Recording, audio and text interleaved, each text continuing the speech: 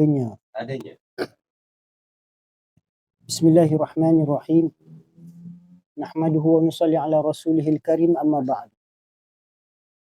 Dan jika telah diketahui akan ertinya wajib syar'i dan wajib aqli, bahawa itu berlain-lainan keduanya, maka apabila dikata wajib atas tiap-tiap mukallaf, maka maksudnya itu adalah wajib syar'i.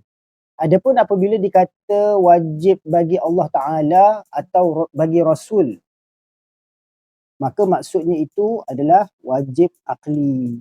Dan demikian pula jika dikata jaiz bagi Allah Ta'ala atau harus bagi Allah Ta'ala, maka maksudnya iaitulah jaiz aqli. Dan jika dikata jaiz bagi mukallaf atau harus bagi mukallaf membuat atau berkata, masalan, maka maksudnya jaiz syar'i adanya. Jadi di sini musannif pengarang kitab ni dia nak menyatakan tentang perbezaan antara hukum aqli dan hukum syar'i. Sebab apa? Sebab dalam hukum aqli pun ada wajib, hukum syar'i pun ada wajib. Hukum aqli ada harus, hukum syar'i pun ada harus. Jadi, supaya kita tidak terkeliru, kita kena faham apakah beza hukum syar'i, apakah beza hukum aqli. Kalau tidak, kita ingat hukum wajib aqli sama macam wajib syar'i. Sedangkan wajib pada sudut hukum aqli, sesuatu yang akal tidak dapat tidak menerima adanya, tak boleh menerima tak adanya, itu wajib aqli. Mesti kena ada, tak boleh tak ada. Harus bagi akal, ada ataupun tidak ada sesuatu itu boleh jadi antara keduanya.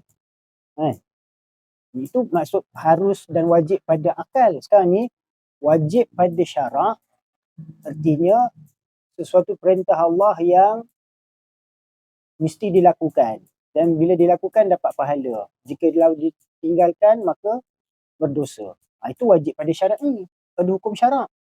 Sekarang ni hukum akal. Hukum akal dia wajib juga, tapi wajib aqli dia makna lain. Wajib syar'i maknanya lain. Faham tak? Harus aqli maknanya lain.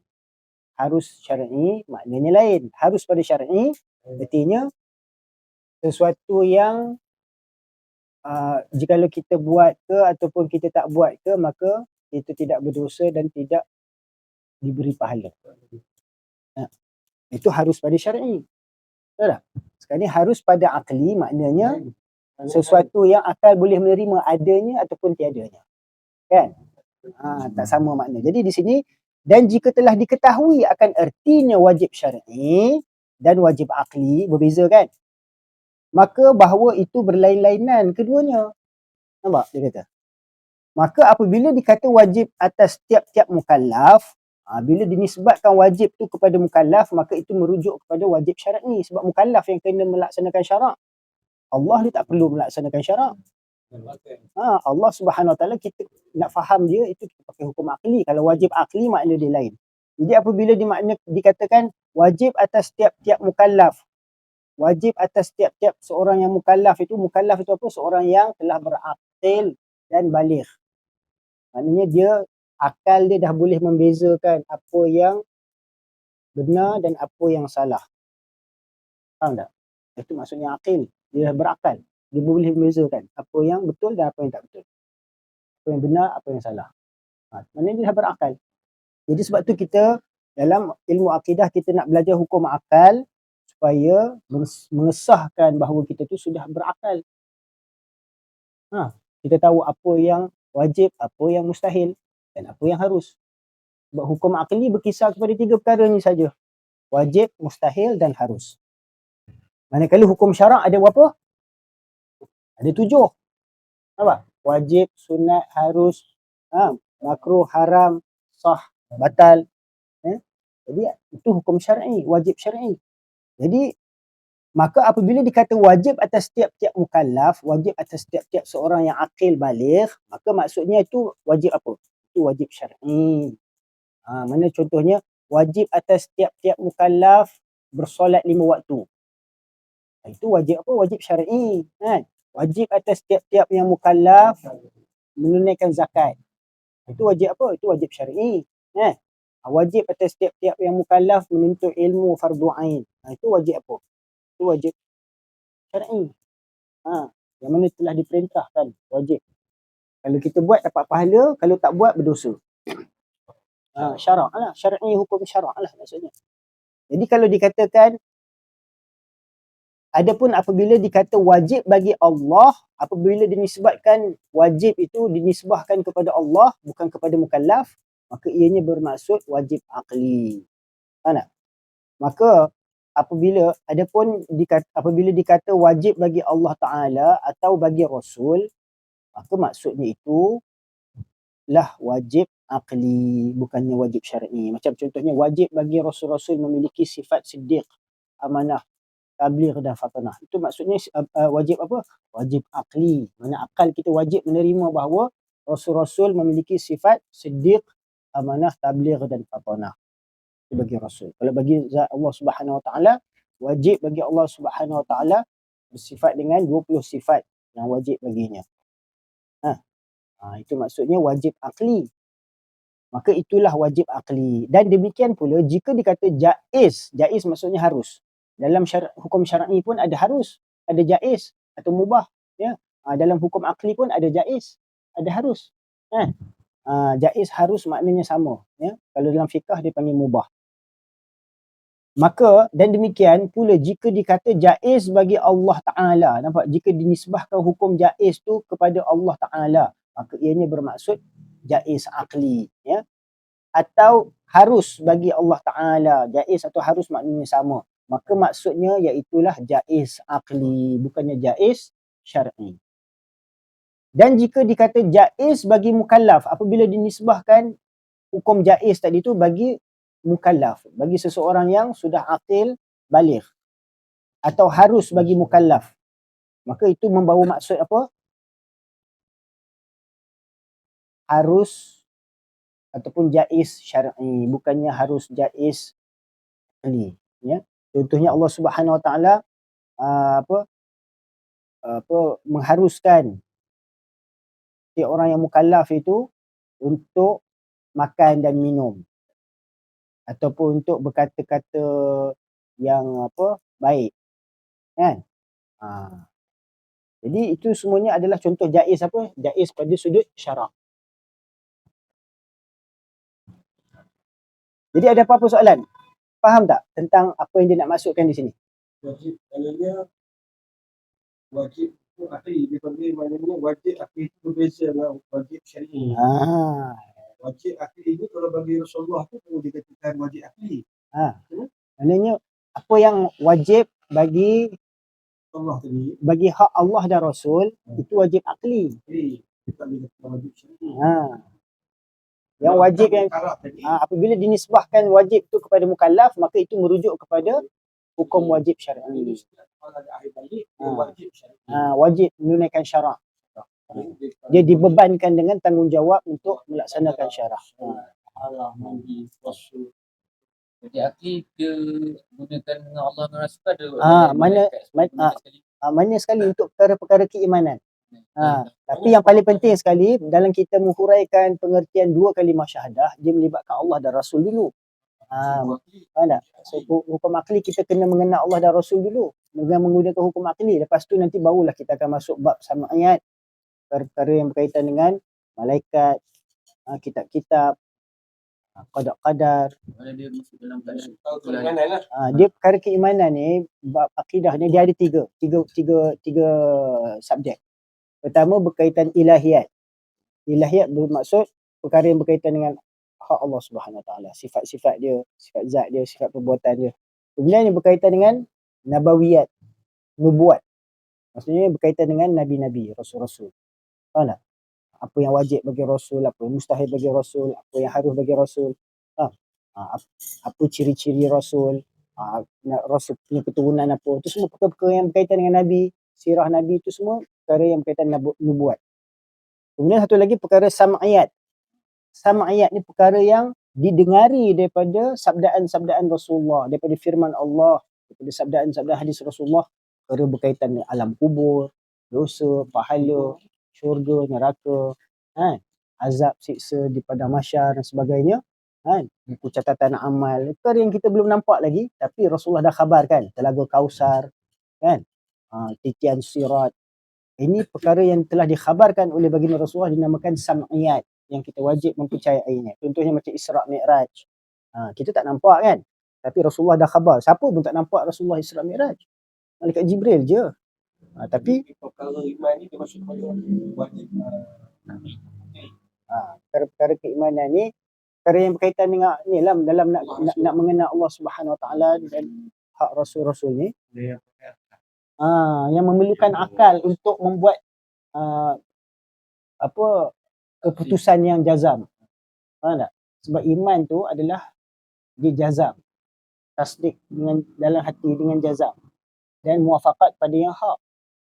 Dengan dalil. Baru makrifat. Kalau tidak kita taklid. Kalau kita tak ada dalil, maka kita bertaklid pada imam-imam. Macam sekarang ni kita tak tahu dalil apa-apa semua tentang Allah Ta'ala, tentang Rasul. Kita bertaklid kepada imam-imam kita. Ulama-ulama yang duduk dalam aliran mazhab kita. Maka kita bertaklid kepada mereka. Maka kita selamatlah. Itu dimaksudkan iman taklid. Tapi kita tak boleh selesa dalam zon taklid tu. Kita kena berusaha mencapai makrifat. Kita perlu menuntut dalil, menuntut ilmu tu wajib. Fardu ain atas setiap mukallaf tadi menuntut ilmu. wajib akli Ustaz wajib akli. Wajib akli. Kalau syari'i itu berkaitan dengan perbuatan jasad. Perbuatan fiqh. Maknanya yang berkaitan daripada rukun Islam tu, yang pertama sekali 2 kalimah syahadah. 2 kalimah syahadah lah dirungkaikan menerusi kitab sifat 20 atau sifat 50 ni. Faham? 20 tu maknanya merujuk pada 20 sifat yang wajib bagi hak Allah Subhanahu Wa Taala. Sedangkan semuanya keseluruhan dia adalah 50. Faham? Setelah diijma'. Ini 20 sifat wajib bagi zat Allah, 20 sifat yang mustahil, 1 sifat yang harus dan 41 kan.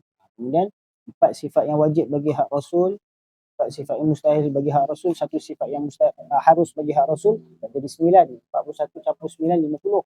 Jadi itu akidah 50. Kalau secara keseluruhan lah. Dia ada lagi perkara-perkara yang berkaitan dengan akidah itu, banyak-banyak lain-lain kitab. Kita kena baca banyak kitab berkaitan akidah. Sebab apa? Perkembangan ilmu akidah ni, penyusunan itu dia berkembang daripada zaman ke zaman. Apa yang kita baca ni, apa telah hasil daripada ijma', keputusan, muafakat, jumhur ulama' Asy'ariyah dan Maturidiyah. Faham tak? Yang telah diijma'kan. Sebab apa kitab ni dikarang dalam jangka masa 150 tahun yang lepas. Mana masih lagi dalam pemeliharaan Allah Subhanahu Wa Taala. Jadi kita nak bezakan apakah yang dimaksudkan hukum wajib syar'i dan apa yang dimaksudkan hukum wajib akli. Jadi yang akli apabila dinisbahkan kepada mengenali zat Allah Subhanahu Wa Taala dan Rasul. Mengenali Allah dan Rasul. Daripada rukun syahadah tu, daripada rukun Islam, yang pertama sekali rukun mengucap 2 kalimah syahadah. Itulah yang kita nak belajar daripada sifat 20 ni. Sifat 20 ni semuanya 50. Tapi kita nak menghayati, nak memahami maksud daripada penyaksian yang kita ucapkan tu, 2 kalimah syahadah tu. Kita menyaksikan apa? Menyaksikan Allah dengan sifat keesaannya. Kemudian menyaksikan bahawa Rasulullah SAW tu adalah pesuruh Allah. Penyaksian dengan hati maksudnya, bukan penyaksian dengan mata kepala.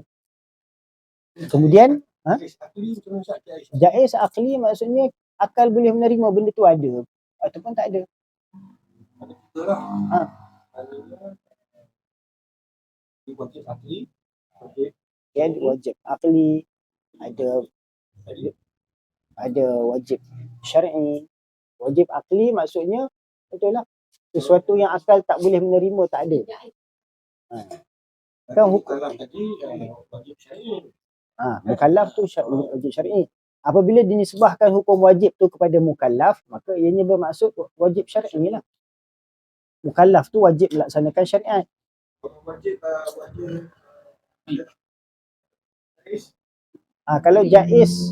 kalau jaiz tu dinisbahkan kepada mukallaf, jaiz syar'i. Apabila hukum jaiz dan wajib tu, sebab apa dalam hukum syar'i pun ada istilah wajib dan jaiz. Dalam hukum akli pun ada jaiz dan wajib. Hukum syar'i pun ada jaiz dan wajib. Jadi kita kena bezakan pada konsep sekarang ni sifat akli itu pun jadi sunat harus wajib dia. Tak. Hukum akli ni hanya 3 saja. Mustahil, Wajib, mustahil, harus. harus. Mana? Jadi wajib dia tak sama dengan syariah. Hukum wajib akli ni dia untuk mengenal Allah, bukannya untuk melaksanakan pelaksanaan syariat. Faham tak? Hukum wajib syar'i tu maknanya kalau kita buat dapat pahala, tak buat berdosa, sebab itu perintah Allah. Itu wajib syar'i. Wajib pada sudut hukum akli, jadi hukum apa wajib syar'i tu pada sudut perbahasan ilmu fiqh. Daripada rukun Islam tu, 2 kalimah syahadah tu untuk membahaskan tentang perkara ni hukum akli. Faham tak? Hukum akli kita gunakan untuk memahami 2 kalimah syahadah. Hukum syar'i tu untuk 4 lagi. Sembahyang, puasa, zakat, haji. Itu di situ kena apply hukum syar'i. Sebab itu atas mukallaf kena buat. Sembahyang, puasa. Yang dah akil balik. Ada benda yang wajib, ada benda Yang harus ni mana? Yang harus ni jaiz ni. Kalau harus Jaiz pada akli. akli, kalau jaiz akli maksudnya akal boleh menerima sesuatu itu ada pun boleh, tak ada pun boleh. Ada. Baik, kita tengok hukum akli ada berapa? 3 kan? Pertama apa? Wajib. Apa arti wajib? Wajib akli apa artinya? Tak boleh terima benda tu, boleh terima benda tu ada. Boleh terima benda tu ada. Boleh terima benda tu tak boleh terima, akal boleh menerima benda tu ada dan dia tak boleh menerima benda tu tiada. Faham tak? Itu maksudnya wajib pada akal. Yang kedua, mustahil pada akal. Apa maksud mustahil pada akal? Akal tak boleh terima kalau ada je benda tu. Jadi akal tak boleh menerima adanya sesuatu. Faham tak? Jadi akal menerima benda tu tak boleh ada. Tak boleh ada. Mustahil ada. Kemudian jaiz akli Boleh ada, boleh tak ada. akal boleh menerima benda tu, ada pun boleh, tak ada pun boleh. Faham tak? Mana jaiz akli? Itu jaiz akli. Mana ada pun boleh, tak ada. Ada boleh, tak ada pun boleh. Mana dia tak termasuk dalam syariah kan. Dia berbeza. Boleh. Contoh hukum akli apa? tak ada pun boleh, ada pun boleh. Contohnya macam makhluk Ada pun boleh. manusia ni, bumi ni, alam ni. Maknanya macam Alam ni ada ke, asalnya ada ke, asalnya tak ada? Asalnya tak ada kan? Maka Allah Subhanahu Wa Taala adakan dia. Lepas tu nanti dia boleh jadi tak ada. Bila Allah Taala nak kiamatkan dia. Jadi itu maksudnya alam ni adalah suatu benda yang jaiz.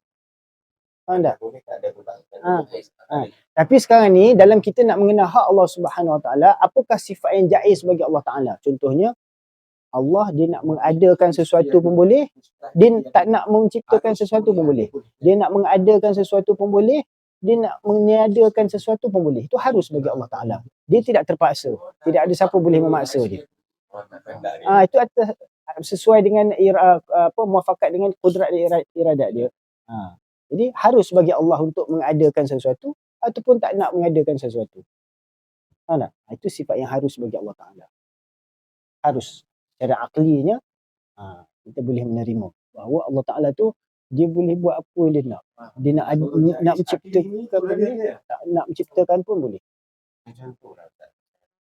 Kita ni bayangan. Yalah mestilah kena bagi contoh. Ini akal boleh menerima sesuatu tu mungkin ada dan mungkin tiada. Boleh dua juga. Maknanya dia boleh menerima salah satu daripada 2 keadaan tu. Jaiz. Haruslah. Makna jaiz tu harus. Harus dia menerima. Satu dia tu dia menerima, tak ada pun menerima.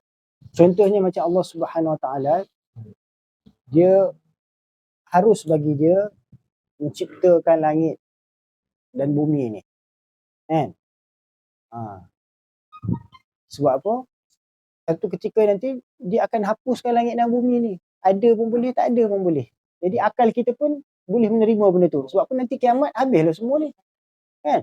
Jadi benda yang harus bagi Allah untuk mengadakan sesuatu atau meniadakan sesuatu. Itu sifat yang harus bagi Allah Taala. Bukan dia wajib kena buat. Bukan dia kena wajib buat langit ni. Bukan dia kena wajib jaiz pada akal. Tak ada. Harus pada akal Allah nak buat apa yang dia nak.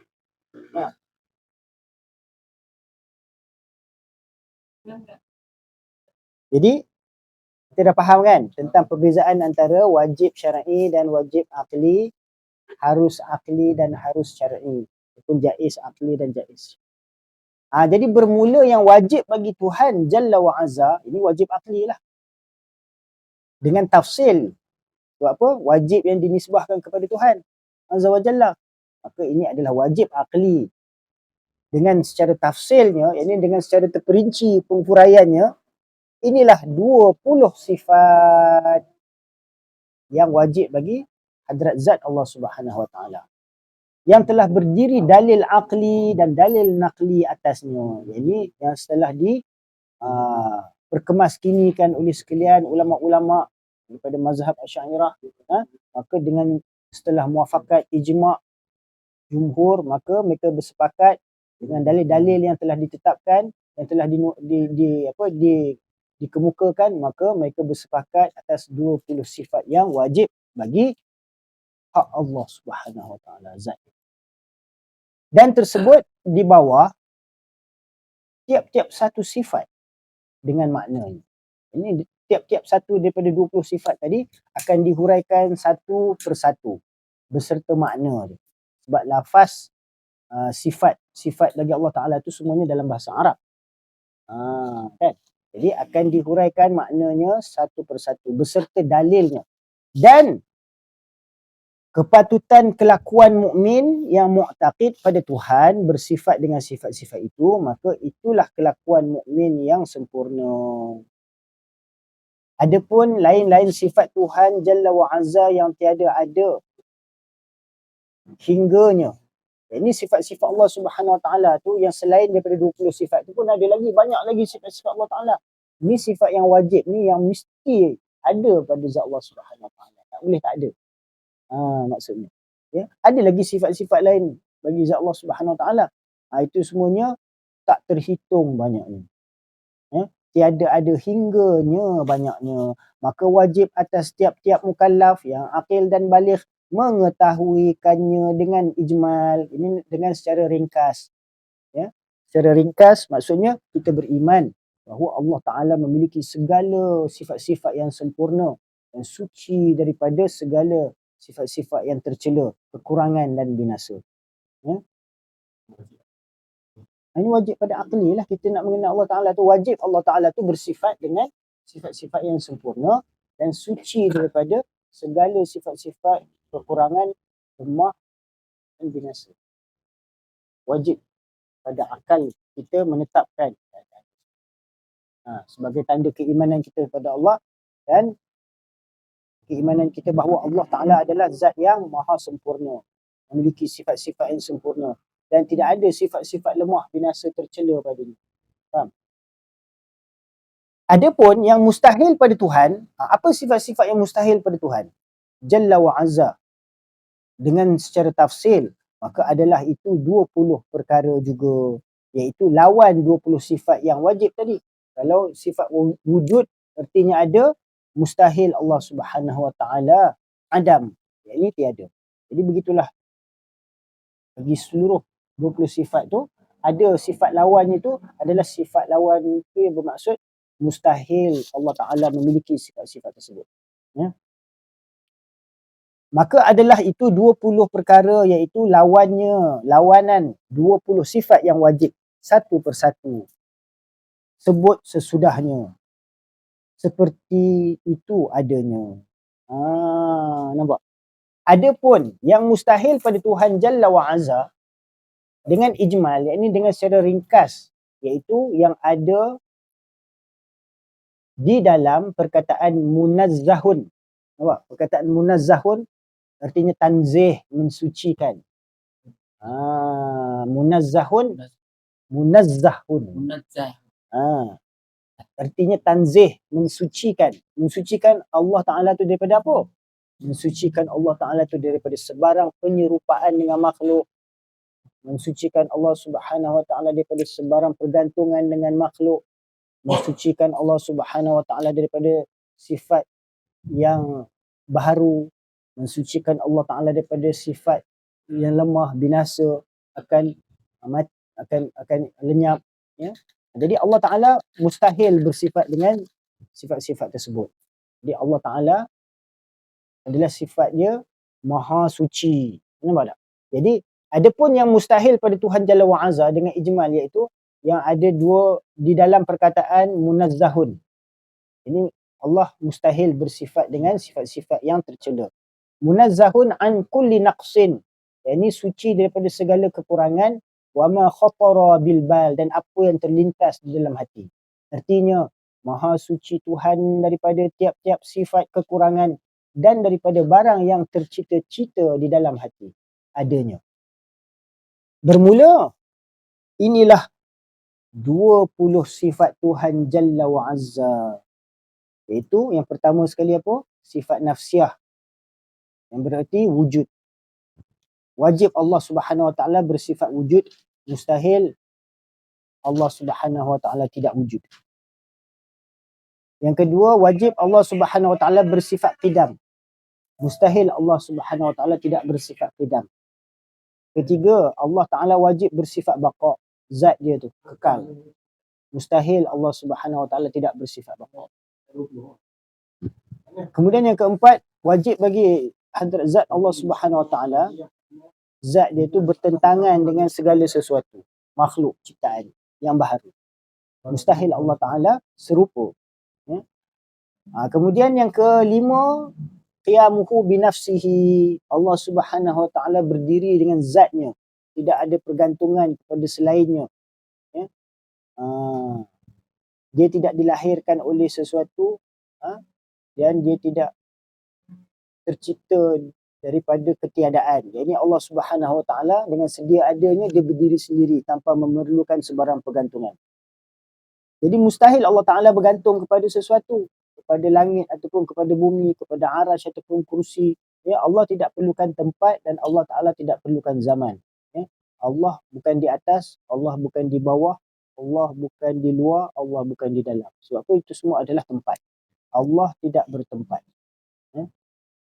Kemudian sifat yang wajib bagi Allah Subhanahu Wa Taala wahdaniyah, iaitu esa zat Allah Subhanahu Wa Taala itu pada sudut zat dia tu sendiri adalah tunggal. Nampak tak? Kemudian sifat-sifatnya pun adalah tunggal, hanya dia saja yang layak dengan sifat-sifat.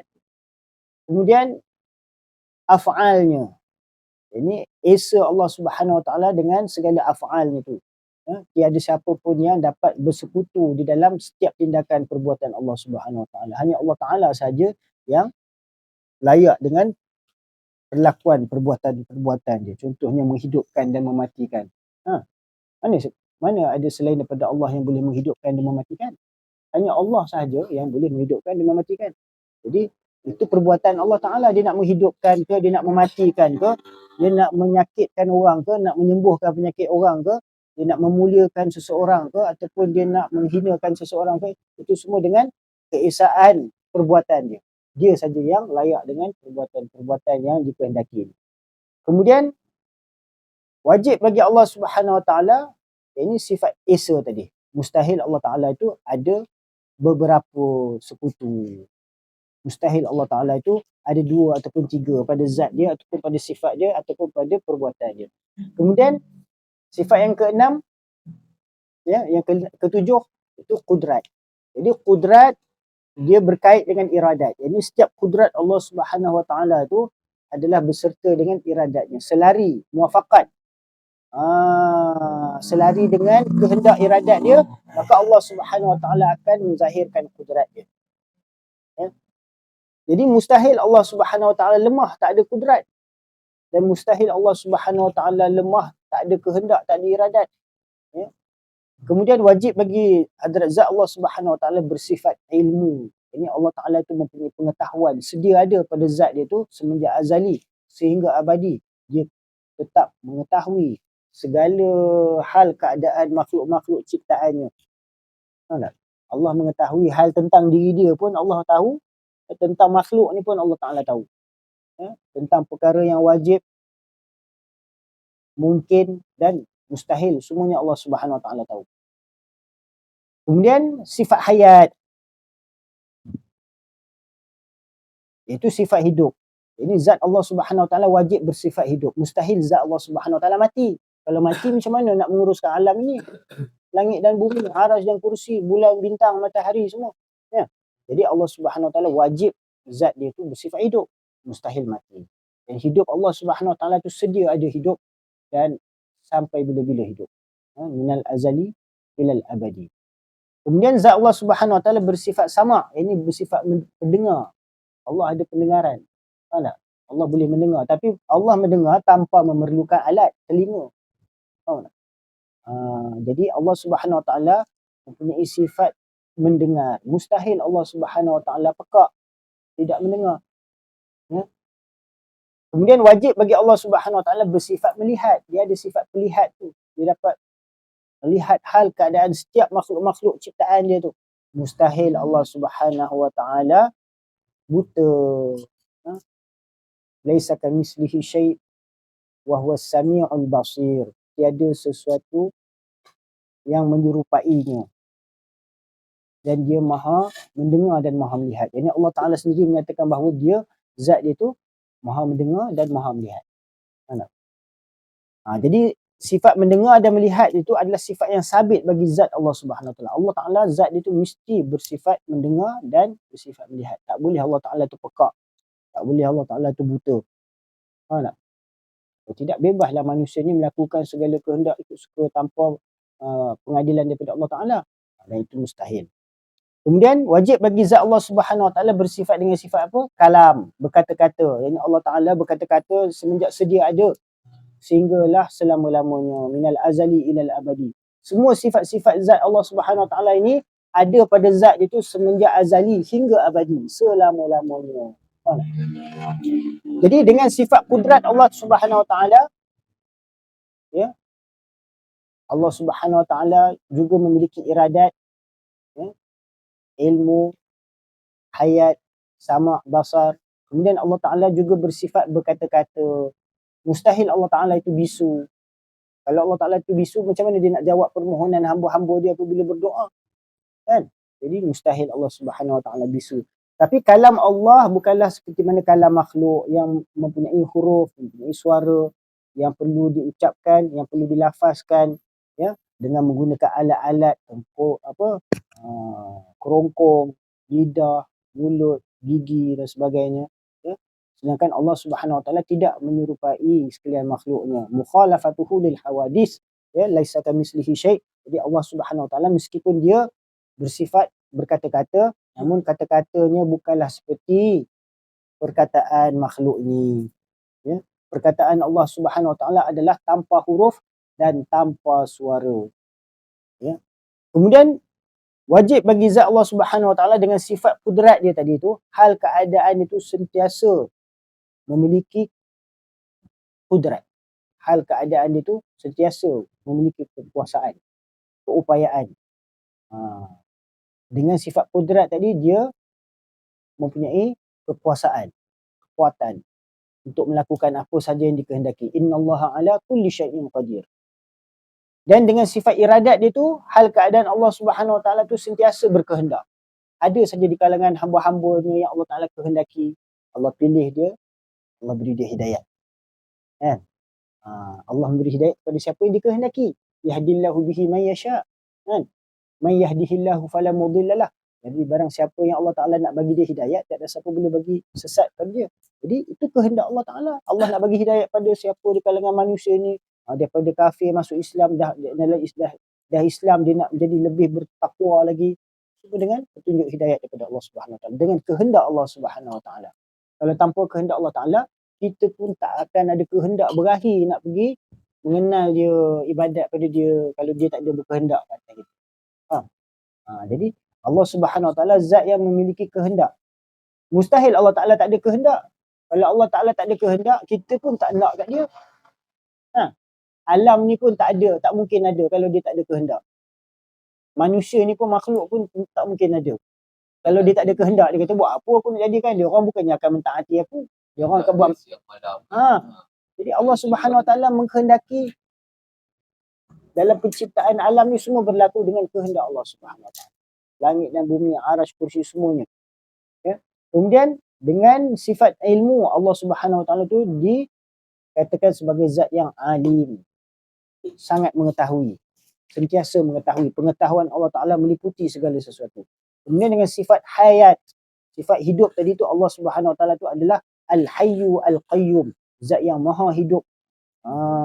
Ya, dengan sifat hidup tadi Allah Subhanahu Wa Taala hidup. Hal keadaan itu sentiasa hidup selama-lamanya. Kemudian dengan sifat sama' tadi Allah Subhanahu Wa Taala hal keadaan itu sentiasa mendengar.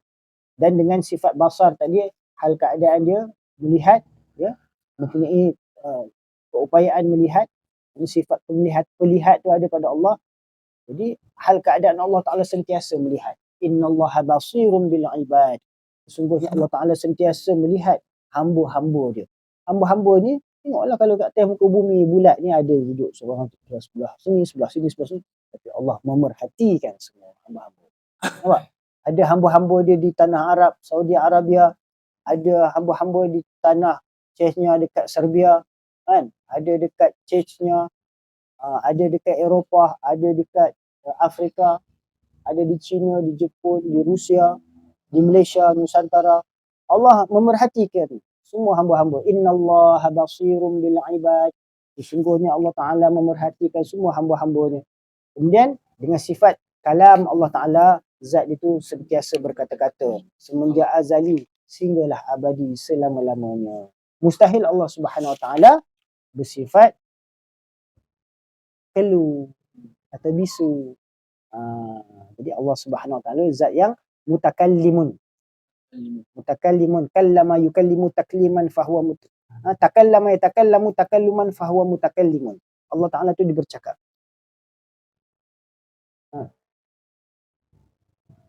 Jadi Allah Subhanahu Wa Ta'ala wa kallama Allahu Musa taklima. Allah Subhanahu Wa Ta'ala telah berkalam dengan Nabi Musa alaihissalam.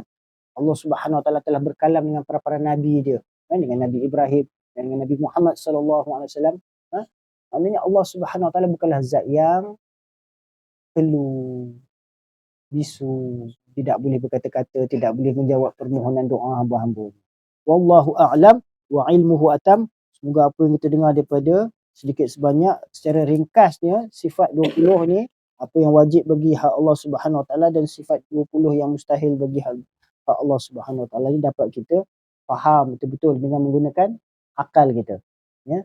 Jadi akal kita tu kita sentiasa memikirkan tentang 20 sifat yang wajib bagi hak Allah Ta'ala ni dan apa sifat-sifat yang mustahil bagi dia. Sebab apa itu semua hukum akli. Apa hukum akal dalam menerima sifat-sifat Allah Subhanahu Wa Ta'ala ni adalah wajib. Dan hukum akal mengatakan mustahil Allah Ta'ala tidak memiliki sifat-sifat tersebut. Ataupun memiliki sifat-sifat yang berlawanan dengan sifat-sifat yang wajib tersebut. Wallahu a'lam wa ilmuhu atam. أقول قولي هذا أستغفر الله لي ولوالدي وللمسلمين والمسلمات والمؤمنين والمؤمنات الأحياء منهم والأموات برحمتك يا أرحم الراحمين. سبحان الله وبحمده سبحانك اللهم وبحمدك نشهد أن لا إله إلا أنت. صلى الله على سيدنا محمد وعلى آله وصحبه أجمعين. الحمد لله رب العالمين.